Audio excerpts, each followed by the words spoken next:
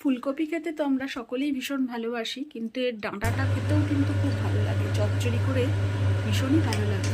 তো তার জন্য এখানে নিয়ে নিয়েছি ফুলকপির ডাঁটা নিয়ে নিয়েছি। আর প্রথমে এই বেগুনটাকে ভেজে নিলাম লম্বা লম্বা করে কেটে নুন দিয়ে, আর বড়িটাকেও ওই তেলেতেই ভেজে নিলাম। এবার কড়াইতে দিয়ে দিলাম আরও একটু সর্ষের তেল, তাতে দিয়ে দেবো 5 ফোড়ন, শুকনো লঙ্কা আর তেজপাতা।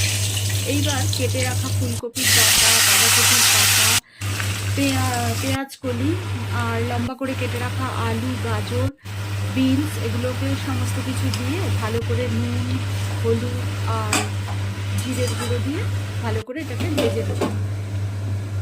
এইবার লো ফ্লেমে আমি ঢাকা দিয়ে কিছুক্ষণ রান্না করে নেব। খানিকক্ষণ বাদে ঢাকাটা খুলে এইবার ওই ভেজে রাখা বেগুন আর বড়িটা দিয়ে ভালো করে মিশিয়ে নিয়ে আবারও ঢাকা দিয়ে খানিকক্ষণ সেদ্ধ হতে দেবো। এখনও কিন্তু আমি জল দিইনি।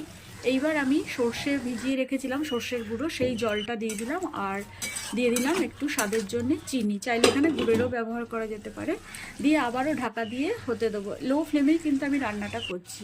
এইবার ধনেপাতা দিয়ে দিলাম, আর জল একদম শুকিয়ে এসছে, সব তরকারিও সেদ্ধ হয়ে গেছে। এবার নামাবার আগে ওপর থেকে সর্ষের তেল ছড়িয়ে নামিয়ে